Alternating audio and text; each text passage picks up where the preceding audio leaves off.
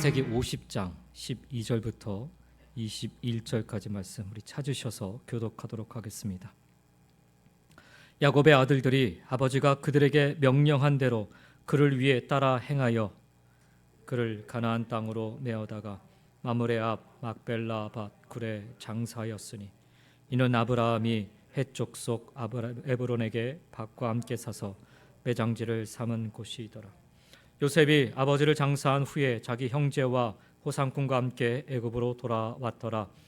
요셉의 형제들이 그들의 아버지가 죽었음을 보고 말하되 요셉이 혹시 우리를 미워하여 우리가 그에게 행한 모든 악을 다 갚지나 아니할까 하고 요셉에게 말을 전하여 이르되 당신의 아버지가 돌아가시기 전에 명령하여 이르시기를 너는 이같이 요셉에게 이르라. 내 형들이 네게 악을 행하였을지라도 이제 바라건대 그들의 허물과 죄를 용서하라 하셨나니 당신 아버지의 하나님의 종들인 우리 죄를 이제 용서하소서 하매 요셉이 그들이 그에게 하는 말을 들을 때 울었더라. 그의 형들이 또 친히 와서 요셉의 앞에 엎드려 이르되 우리는 당신의 종들이니이다. 요셉이 그들에게 이르되 두려워하지 마소서. 내가 하나님을 대신하리이까.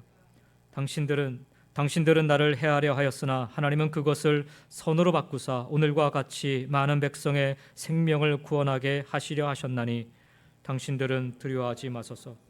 내가 당신들과 당신들의 자녀를 기르리이다 하고 그들을 간곡한 말로 위로하였더라. 아멘. 오늘 이 말씀을 가지고 끝까지 아름다운 신앙이라는 제목으로 말씀을 나누겠습니다. 시작과 끝이 한결같으면 얼마나 좋을까요? 그러나 시작은 참 좋았으나 그 끝이 좋지 않은 사람들을 많이 종종 보게 됩니다. 그것이 사업이든 또 신앙생활이든 또 사역이든 그런 것 같습니다.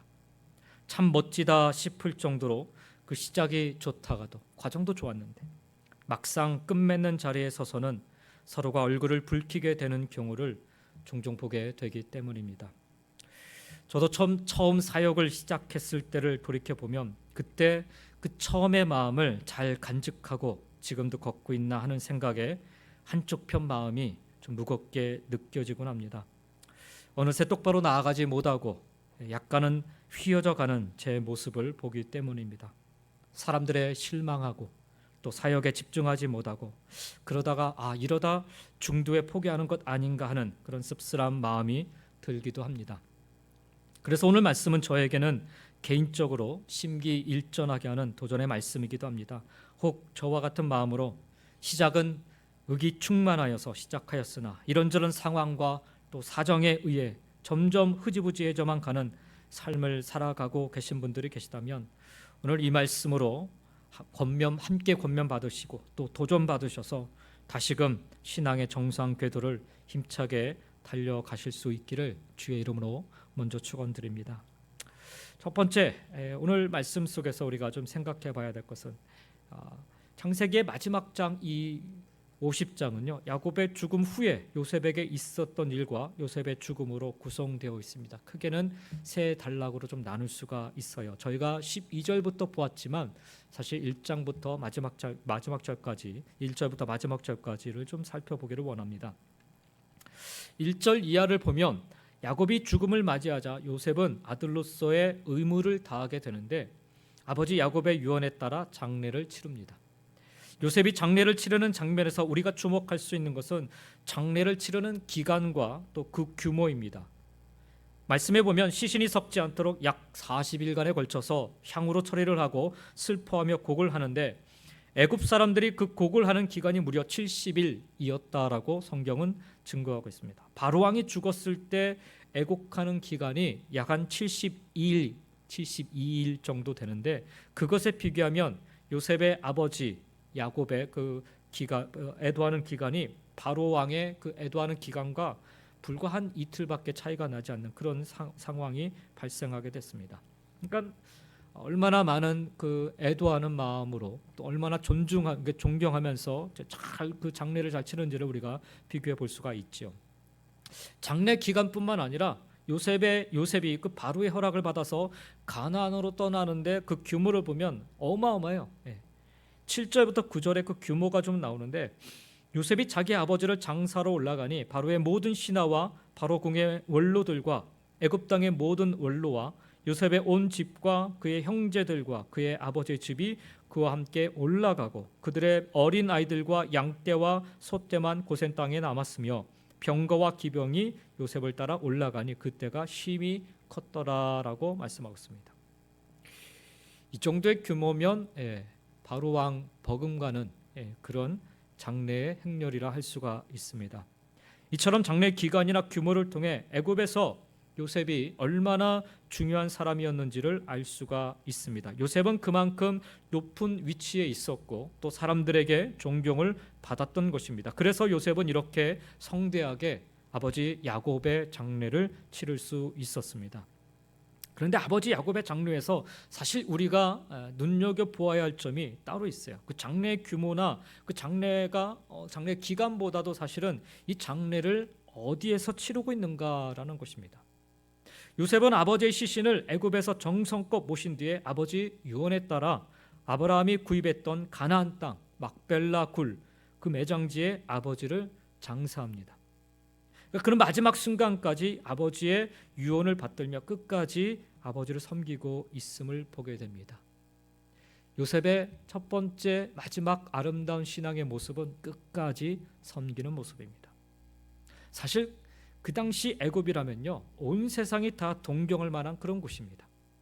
흉년 중에도 여전히 곡식이 남아들 정도로 풍요로운 땅이었고, 또 엄청난 규모의 성을 비롯해서 여러 가지 그 신전을 비롯해서 심지어는 그 피라미드 같은 가나안 땅에서는, 아니 다른 나라에서는 도무지 상상할 수 없을 정도의 웅장함이 넘쳤던 곳이 바로 애굽이라는 나라였습니다. 요셉이 마음만 먹으면요, 얼마든지 그 화려한 피라미드에 아버지 야곱을 장사할 수도 있었을 것입니다. 많은 사람들 같으면 그 정도의 그 규모의 그 큰 피라미드에 아버지를 모시려고 하지 굳이 그 아주 보잘것없는 그 막벨라 굴에 자기 아버지를 모시려 하겠습니까? 요셉은 자신의 체면이나 자신의 능력대로 그러나 하지 않고요, 올곧게 아버지 야곱의 유언을 따라 가나안 땅 그 초라한 막벨라 굴에 아버지 야곱을 장사합니다. 그 이유가 무엇이었을까요? 아버지 야곱에게는 눈에 보이는 화려한 곳에 이제 더 이상 마음을 빼앗기지 않고, 눈에 보이지 않지만 영원한 하나님의 약속을 끝까지 붙잡고 살아야 함이 더 중요했기 때문에 그 자녀들에게 이것을 명한 거예요. 다른 사람 같으면 이 바로왕 그 피라미드 바로 옆에 내 무덤 하나 만들어서 거기에서 나를 장지로 삼아달라, 이렇게 얘기해도 충분한 거예요.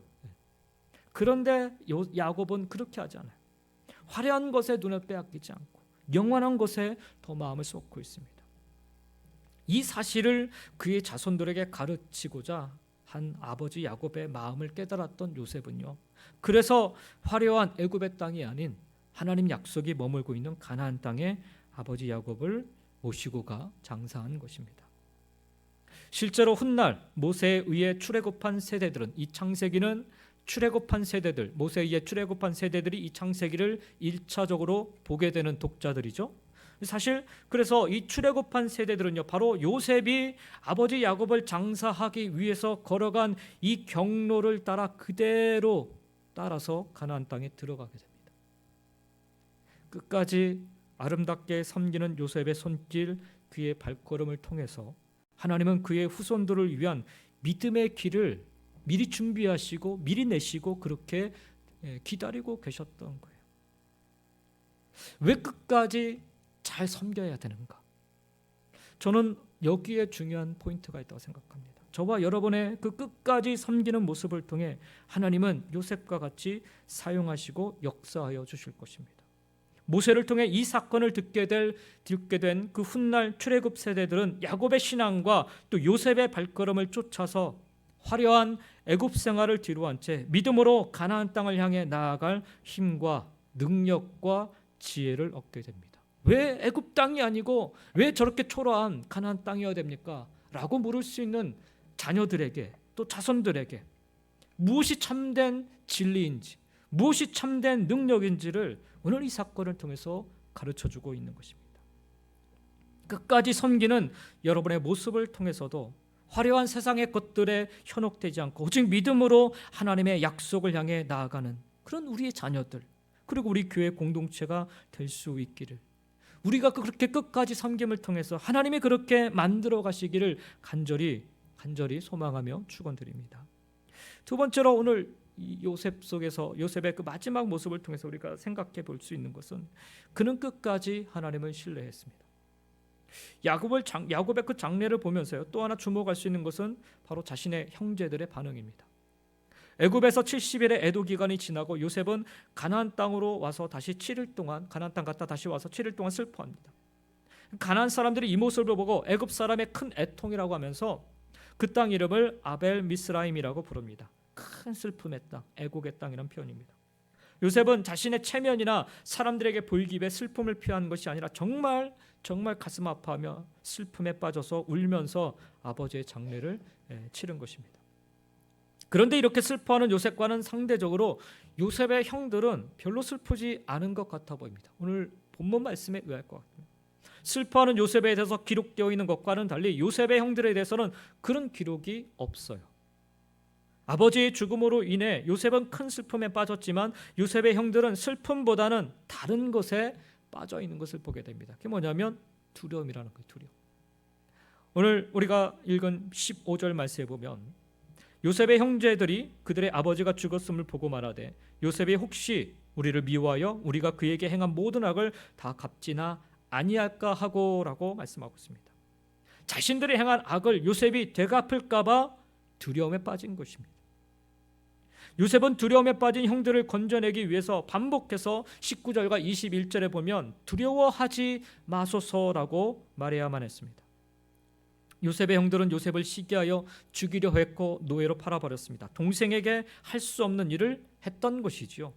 17살이었던 요셉이 당한 그 충격과 괴로움은 당하지 않고는 이해할 수 없었을 것입니다. 이럴 때 우리가 보통 기대하는 이야기는요, 밑바닥까지 떨어졌던 주인공이 이를 악물고 복수를 다짐해서 치밀한 계획과 준비를 마치고 아주 통쾌하게 그 복수하는, 갚아주는 그런 걸 기대할 수 있습니다. 어찌 보면 지금 요셉에게는 그렇게 할 수 있는 때가 온 거예요. 그렇게 그리워했던 아버지도 만났었고요, 그렇게 그리워했던, 보고 싶었던 자기 동생도 만났고, 아버지가 살아계시는 동안은 아무것도 할 수 없고 할 수 없었지만 이제 아버지가 돌아가시고 나서는 이제 마음껏 할 수 있는 그런 상황이 온 거죠. 요셉과 형들의 입장은 완전히 바뀌었고 요셉의 말 한마디면 형들은 그 죄에 대한 대가를 치르게 될 것입니다. 살려달라고 애원하던 자신을 외면했던 형들에게 자신이 당했던 고통을 그대로 돌려줄 수도 있습니다. 이제는 곁에서 요셉을 말릴 수 있는 아버지가 안 계시기 때문이죠. 이런 두려움 때문에 형들은 아버지가 돌아가시기 전에 하셨던 말씀을 요셉에게 전합니다. 야곱이 죽기 전에 한 말이죠. 17절에 보니까 내 형들이 내게 악을 행하였을지라도 이제 바라건대 그들의 허물과 죄를 용서하라. 이게 야곱이 죽기 전에 진짜 했는지, 아니면 형제들이 지어낸 얘기인지, 아니면 형제들이 그 아버지에게 간곡히 부탁해서 겨우 받아놓은 그런 약속인지 사실 알 길은 없습니다. 어쨌든 형들은 아버지가 남겼다라는 이 말씀을 전하면서 요셉 앞에 엎드려서 용서를 구합니다. 보면 죄라고 하는 것은 사람 사이의 관계를 이렇게 어렵게 만듭니다. 요셉은 이미 형들을 용서했고 자신을 애굽으로 보낸 것은 형들이 아니라 하나님이라고 고백하며 그들을 받아주었습니다. 하지만 여전히 형들에게는 죄책감이 남아 있었고 불안했던 것입니다. 왜요? 아무런 처벌도 하지 않았기 때문에. 그러니까 이게 찜찜한 거예요. 한 대 딱이라도 때리든지 곤장이라도 치든지 이렇게 했으면 사실 조금 덜 미안할 텐데, 이런 죄책감은 조금 없어졌을 텐데 계속 찜찜함이 남아있어요. 그래서 아버지가 돌아가시자 그들은 또다시 두려움에 빠지게 된 것입니다. 이게 그냥 넘어갈 수 있는 일이 아니기 때문에 아무런 대가 없이 용서를 받는다는 것이 쉽게 되지 않습니다. 그냥 혼나면서 그에 대한 대가를 조금이라도 치르고 나면 마음이 편할 것 같은데 그렇지 않으니까 불안하고 언제라도 터질 수 있다라고 생각하는 것입니다. 사람들 생각이 크게 다르지 않습니다. 나라면 이렇게 할 것 같으니까 상대방도 이렇게 할 거라 생각합니다. 내가 요셉이면 그냥 넘어가지 않을 거야. 지금의 기회인데 분명 복수할 거지. 당한 만큼 돌려줄 거야. 이런 생각을 자연스럽게 하는 것입니다. 사람들의 당연한 반응 아닙니까? 내가 당한 만큼 갚아주고 싶고, 나를 아프게 한 사람, 그 사람도 많이 아팠으면 좋겠고, 나를 힘들게 한 사람은 더 힘들었으면 좋겠고, 그렇지 않습니까? 그래서 내가 미워하는 사람에게 뭔가 안 좋은 일이 생기면 맞아, 하나님은 살아계셔. 역시 하나님은 공의로우신 분이야 라고 생각합니다. 그런데 여러분, 반대로 내가 그렇게 미워하는 사람에게 오히려 좋은 일만 생기면 하나님이 어떻게 그럴 수 있습니까? 라고 하면서 아주 마음에 불평과 원망과 불만이 생겨나게 됩니다. 내가 가지고 있는 악한 본성이 내가 어떤 사람인지를 알게 합니다. 그런데 이런 악한 본성을 나 혼자만 가지고 있는 것이 아니라 다들 가지고 있고 그 사람들과 함께 살고 있는데 어떻겠습니까? 사람들 사이에서 미움과 다툼이 나오는 것은 당연한 일입니다.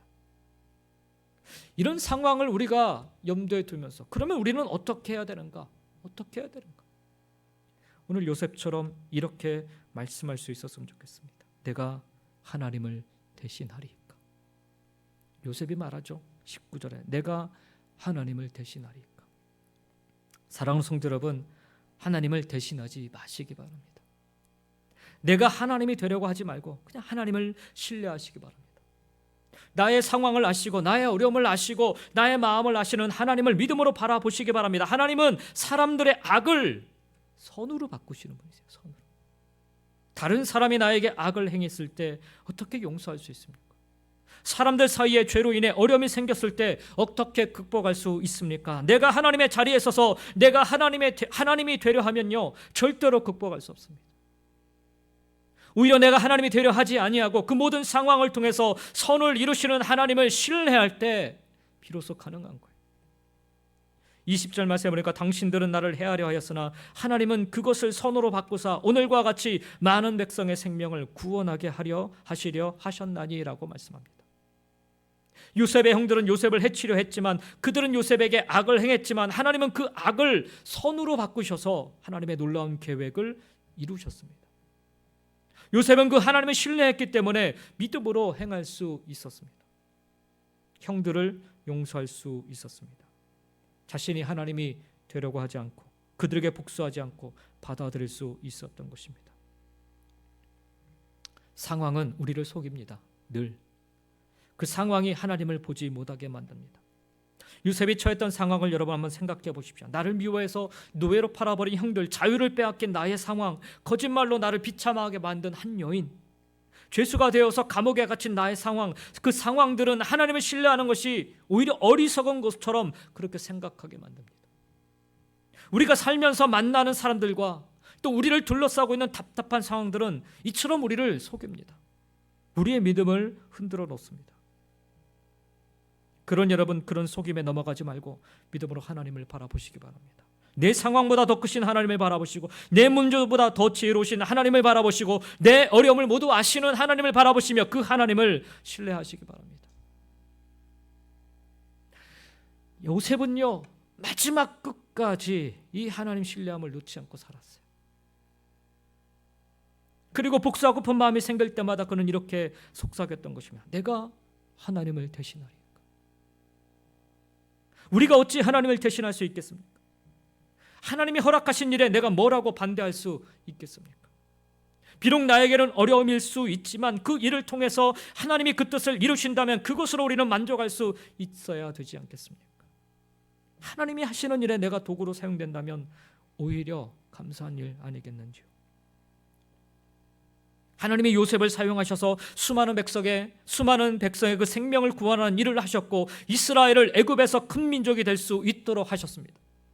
요셉 입장에서 그 당시에는 힘들었지만 괴로웠지만 아픔이 있었지만 하나님을 향한 그 믿음으로 그 과정을 통과했을 때 하나님은 그분의 놀라운 일을 이루셨고 그 일에 요셉을 사용하셨던 것입니다. 내가 한 게 아니라 하나님이 하셨음을 그는 그렇게 신뢰할 수 있었던 거죠. 여러분의 삶의 상황은 어떠십니까? 어떤 상황이 여러분을 자꾸 속이려 하는지요? 나를 힘들게 하는 사람, 내가 이렇게까지 해야 돼, 이해할 수 없는 일들, 말 못할 아픔으로 가슴앓이를 하기도 하고 앞뒤에 꽉 막힌 상황 속에서 잠을 이루지도 못할 때도 있고 남들과 비교되는 나의 처지 때문에 낙심하기도 하고. 하지만 여러분 기억하시기 바랍니다. 하나님은 당신의 섭리와 계획 안에서 여러분의 인생을 만들어가고 계시다는 사실입니다. 하나님의 뜻대로 아름다운 그림을 그려가고 계세요. 다만 우리가 그 과정에서 그림을 보지 못하고 전체적인 그림을 보지 못하고 이해하지 못하고 있을 뿐입니다. 기억해야 될 것은 우리는 하나님이 아니에요. 자꾸 우리가 하나님이 되려고 하니까 이게 문제가 생기는 거예요. 그래서 하나님이 하시는 일과 내가 해야 할 일을 잘 구분하는 것이 지혜입니다. 요셉은요, 마지막 순간까지 이 지혜를 놓지 않고 살았어요. 형들을 용서하는 것 내가 하는 게 아니라 하나님이 하시는 거죠. 하나님. 그래서 그 어려운 일들은 하나님께 다 맡기고 사는 거예요. 자신은 그저 하나님이 이끄시는 대로, 하나님 인도하시는 대로 살았던 것입니다. 요셉은 자신에게 주어진 상황 속에서 이처럼 성실하게 자신의 일을 했습니다. 복수하는 것, 어떻게든 다른 사람의 죄를 심판하는 것, 판단하는 것, 수단과 방법을 가리지 않고 악을 갚아주는 것, 요셉은 이런 것을 위해 자신의 인생을 낭비하지 않았습니다. 하나님이 하실 일은 하나님께 맡기고 내가 할 수 있는 일에 집중하는 것, 그 안에서 최선을 다하는 것이 바로 우리가 할 일인 것입니다. 그러면 하나님은 그 일을 통해 당신의 뜻을 이루실 것입니다. 하나님의 선을 이루실 것입니다. 그러므로 여러분 끝까지 하나님을 신뢰하는 것, 이것이 제일 중요합니다. 끝까지 하나님을 신뢰하는 삶으로 살아가시기를 주의 이름으로 간절히 축원드립니다. 마지막 세 번째, 오늘 마지막 요셉의 그 인생 속에서 우리가 발견할 수 있는 건요, 그는 끝까지 믿음을 지켰어요. 끝까지 섬겼고 끝까지 하나님을 신뢰했고 그리고 끝까지 믿음을 지켰습니다. 하나님을 향한 요셉의 믿음, 그 마지막에 나타나게 되는데, 그는 자신의 죽음을 앞두고 그의 자손들에게 24절부터 25절에 이런 유언의 말을 전합니다. 24절부터 25절입니다. 요셉이 그의 형제들에게 이르되 나는 죽을 것이나 하나님이 당신들을 돌보시고 당신들을 이 땅에서 인도하여 내사 아브라함과 이삭과 야곱에게 맹세하신 땅에 이르게 하시리라 하고, 요셉이 또 이스라엘 자손에게 맹세시켜 이르기를 하나님이 반드시 당신들을 돌보시리니 당신들은 여기서 내 해골을 메고 올라가겠다 하라 하였더라 라고 말씀합니다. 여기 요셉의 마지막 유언은 두 가지 내용으로 생각할 수 있어요. 하나는 하나님이 그들을 약속하신 땅으로 인도하여 주실 것이라는 것이고, 또 하나는 그 땅에 이를 때 자신의 뼈를 가지고 가달라라는 것입니다. 이 두 가지 모두 하나님 약속에 대한 요셉의 믿음을 보여줍니다. 특별히 주목할 수 있는 것은요, 요셉의 유언에서 반복되고 있는 것이 뭐냐면 하나님이 돌보신다라는 표현, 하나님이 돌보신다. 요셉은 특별히 강조해서 하나님이 반드시 당신들을 돌보신다라고 말하고 있습니다. 여기서 돌보신다라는 단어, 그 단어의 원래 의미는요, 방문하다, 찾아온다라는 뜻입니다. 요셉은 하나님이 반드시 그들을 찾아오실 거라 지금 강조하여 설명하고 있는 거예요. 하나님이 그 백성들에게 오셔서 약속하신 것을 지키신다라는 것입니다. 바꿔 말하면 하나님은 약속하신 것을 반드시 지킬 것이니 하나님이 오시기까지 기다리라는 거예요. 요셉은 죽음을 앞두고 하나님의 약속을 믿음으로 바라보고 그 약속의 말씀을 자손들에게 전달하고 있습니다. 하나님의 찾아오심, 하나님의 구원을 기다리라 명하며 자신의 마지막 삶을 마무리하고 있는 것입니다. 이 믿음 안에서 이와 같은 요셉의 삶을 우리는 아름다운 삶이라 말할 수 있을 것입니다. 그런데 우리가 요셉의 삶을 아름답다라고 말하는 것은 단순히 그가 어려움을 이기고 총리가 되어서 성공했기 때문은 아닙니다. 요셉의 삶이 아름다운 것은 그가 삶의 어떤 자리에 있든지 간에 하나님을 신뢰했고 끝까지 하나님의 약속을 믿음으로 바라보았기 때문입니다. 마지막 죽는 그 순간까지.